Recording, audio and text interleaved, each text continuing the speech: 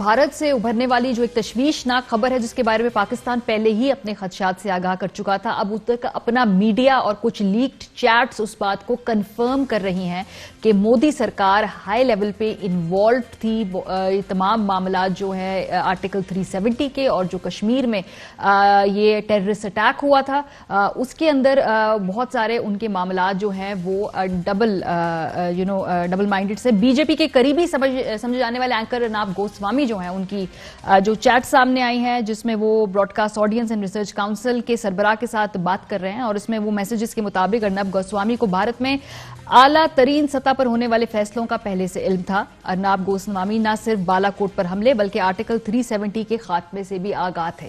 अब आप ये देखिए कि टाइमलाइन कितनी डेंजरस है, कितनी वॉलेटाइल है जब ये अटैक होता है कश्मीर के अंदर, और उसके बाद उस वक्त से लेके आज तक इन दोनों ममालिक के जो ताल्लुकात है 1 अरब से ज्यादा लोग हैं वो जंग के दहाने पर पहुंचे हैं। इस हवाले से पाकिस्तान का मौक़िफ़ और आगे हमारा फ्यूचर प्लान क्या है इस पे बात करेंगे। हमारे साथ शाह महमूद कुरैशी साहब मौजूद हैं, फॉरेन मिनिस्टर। बहुत शुक्रिया शाह साहब वक्त निकालने के लिए। सर, ये जो खबर आई होगी आपकी नजर से गुजरी, पाकिस्तान तो पहले से ये क्लेम कर रहा है ये हमारे ही उन तमाम खदशात को, हमारी जो फियर्स हैं उनको कन्फर्म करता है, जो हमारा मौक़िफ़ उसको कन्फर्म करता है। अब यहाँ से आगे क्या फॉरेन ऑफिस जो है वो तर्ज अमल इख्तियार करने वाला है? देखिए, पहली बात तो ये है कि जब ये पुलवामा का वाकया होता है तो आपके इल्म में है कि पाकिस्तान ने फिल फौर इसको रद्द किया था और हम कह रहे थे कि ये स्टेज मैनेज दिखाई दे रहा है, ये फॉल्स फ्लैग ऑपरेशन है और इसकी आड़ में हिंदुस्तान कोई चाल चल सकता है। ये मेरे बयानात आप देख लें, पाकिस्तान का मौक़िफ़ आपके सामने है। और फिर आपने देखा कि ये सारी अब कलाई खुल गई है कि किस तरह इन्होंने अपनी दाखिली सियासत को और अपनी इलेक्टोरल विक्ट्री को हासिल करने के लिए 40 अपनी ही फौजियों, अपने जो सिपाही हैं उनको मरवा दिया और फिर उनके मारे जाने पर ये गम नहीं करते। फिर इनके जो एक मंजूर नजर एंकर हैं जिनका भी आप जिक्र फरमा रही थी, वो कहते हैं देखो ये तो जबरदस्त चाल हो गई, इससे तो अब हमारे जो नरेंद्र मोदी जी हैं उनकी तो अब जीतने के इम्कानात बड़े रोशन हो गए।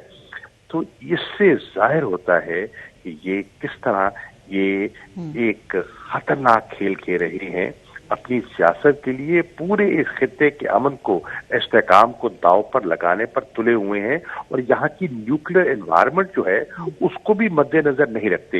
एक तरफ तो दुनिया आए दिन ये कहती है कि क्राइसिस मैनेजमेंट होनी चाहिए, स्टेबिलिटी होनी चाहिए, एनवायरनमेंट ऐसी है जिससे हमें नहीं चाहते कि टेंशन जो है वो एस्केलेट करें और डी एस्केलेशन का दर्स देते हैं। और आपने देखा कि जब इन्होंने पाकिस्तान पर हमला किया 26 फरवरी को तो पाकिस्तान ने सब्र का मुजाहरा किया, हमने रिस्ट्रेंट शो की, हमने अपना इनका जो एक पायलट है जो हमने गिरफ्तार किया उसको हवाले कर दिया। अब ये सारी सूरत हाल है। और फिर आप देखिए जो 14 नवंबर को मैंने एक प्रेसर किया जिसमें मैंने कहा ये अब हमारे पास शवाहिद हैं और वो शवाहिद हमने इंटरनेशनल कम्युनिटी से शेयर किए। ये खबर तो अब आई है ना जी। ये जो 14 नवंबर की मैं आपको बात कर रहा हूँ कि हमने कहा कि हमारे पास इररिफ्यूटेबल एविडेंस मौजूद है कि हिंदुस्तान स्टेट स्पॉन्सरशिप कर रहा है स्टेट टेररिज्म और उसकी पुष्पनाही कर रहा है। फिर आप देखें कि जो डिसइंफो लैब EU की जो उसकी रेवोल्यूशंस हैं, जो उसके इंकशाफात हैं, अब सब ये ताने बाने आप जोड़े ना तो आपके सामने पूरा एक नक्शा बनता है कि कितनी एक जो जिसे कहते हैं ना हिंदुत्वा ज़हनियत की रजीम कितना खतरनाक खेल खेलने पर तुली हुई है। वहां अफगानिस्तान में वहां स्पॉइलर का रोल प्ले करते हैं और यहाँ भी आए दिन छेड़छाड़ करते हैं। लेकिन शाह साहब ये जो आपने बात कही बिल्कुल पाकिस्तान का मौक़िफ़ की तायद होती है। मैं वहां देख रही थी भारतीय मीडिया में भी सवाल उनके अपने ही पीयर्स पूछ रहे हैं कि भाई इतनी क्लासिफाइड इन्फॉर्मेशन इस एंकर के पास कैसे थी पहले, क्या इसके ऊपर क्वेश्चन होना चाहिए, इंक्वायरी होनी चाहिए। क्वेश्चन मेरा ये कि अब आप लोगों का क्या इस वक्त अगला लाएमल है? कोई हम देख रहे हैं कोई ब्रीफिंग्स होंगी या कोई डॉसियर्स बनेंगे या जो ऑलरेडी डॉसियर है उसमें कोई एडिशन होगी, मतलब आगे अब क्या अगले 2-3 हफ्ते में करने जा रहे हैं हम? पहली बात तो ये है कि जो हमारा डॉसियर था اس انکشاف نے اس ڈوسیئر کو مزید تقویت دی ہے. میں آج پھر کہوں گا انٹرنیشنل کمیونٹی کو ہمارے ڈوسیئر کو سنجیدگی سے لینا چاہیے. میں توقع کرتا ہوں جو اب نئی ایڈمنسٹریشن جو آنے والی ہے 20 تاریخ کو انہیں اپنی ذمہ داریاں سنبھالنی ہے امریکہ میں، اور وہ بنیادی حقوق کی بات کرتے ہیں، وہ اس خطے میں امن و استحکام کی بات کرتے ہیں، اور وہ کہتے ہیں کہ ڈائیلاگ کو وہ ترجیح دیتے ہیں. پہلی بات تو یہ ہے کہ ڈائیلاگ سے ہم نے کبھی انکار کیا نہیں تھا. آپ دیکھیں حالات بگاڑنے والے کون ہیں. یک طرفہ اقدامات، غیر قانونی اقدامات 5 اگست 2019 کو کس نے اٹھائے؟ سارے کلائمیٹ کو ویشیٹ کس نے کیا؟ اس کا میں سمجھتا ہوں. اور پھر آپ نے دیکھا کہ برطانیہ کی پارلیمنٹ میں اب اس کا تذکرہ ہوا ہے، اور 10 کے لگ بھگ پارلیمنٹیرینز نے پوری شد و مت سے کہا ہے کہ ہندوستان جو کہہ رہا ہے وہ غلط ہے، ہم تسلیم نہیں کرتے، یہ معاملات ان کے اندرونی نہیں ہیں، یہ ایک بین الاقوامی تنازع ہے. تو دیکھیے اب بات سامنے آ رہی ہے، ہندوستان یکے بعد دیگر اپنی حرکتوں سے بے نقاب ہو رہا ہے.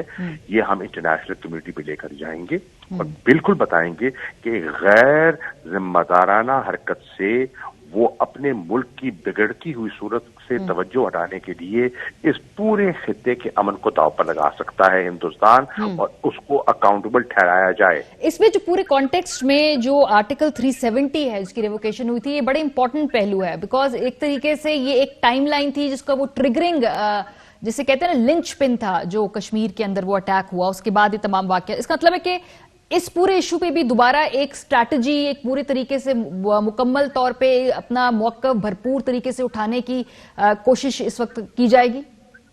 دیکھیے نا، آپ دیکھیں نا کہ آپ نے یہ کہا کہ یہ جو انہوں نے فیصلے کیے وہ 5 اگست کو کیے، جو انہوں نے انیکسیشن کی یونیلیٹرل ایکشن جو لیے وہ 5 اگست کو لیے.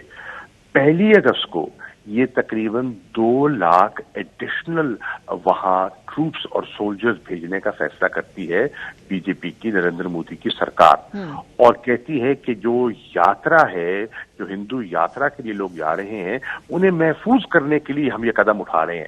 در حقیقت وہ ان کو محفوظ کرنے کے لیے قدم نہیں اٹھا رہے تھے، وہ اپنے آنے والے جو قدم جو ان نے 5 کو اٹھانا تھا، جن کا ان کو علم تھا، یا کچھ ان کے جو اچھا. دوسری ایک اور انٹرسٹنگ بات، ہمیں کہتے ہیں پاکستان کے میڈیا کو، ہمارے میڈیا کے انڈیپینڈنس کو کوشچن کرتے ہیں. یہ تو آج آپ دیکھیں کہ ایک R S S B J P سرکار کا اور ان کے جو کرونیز ہیں، میڈیا کے کرونیز ہیں، ان کا نیکسس تو کھل کے سامنے آ گیا نا. کس طرح جو ٹاپ سیکرٹ کانفیڈینشیل چیز ہے وہ ایک اینکر کے پاس کیسے آ گئی پہلے، اور یہ کیا یہ کوئی ڈیزائنڈ لیک تھا، یا ایک ماحول بنانے کے لیے وہ اپنے میڈیا کو استعمال کر رہے تھے، ایک فرینزی کو بلڈ کرنے کے لیے، پورے ماحول کو، الیکشن کے ماحول کو سازگار بنانے کے لیے انہوں نے کیا. کتنا خطرناک کھیل کھیلا. یہ سب چیزیں ہیں جس کا ہمیں دنیا کو باور کرانا ہے. بہت شکریہ شاہ. Fly with PIA and save gold. Register now. Scan QR code and register yourself to get gold and loyalty benefits. Powered by ARY Sahulat Wallet.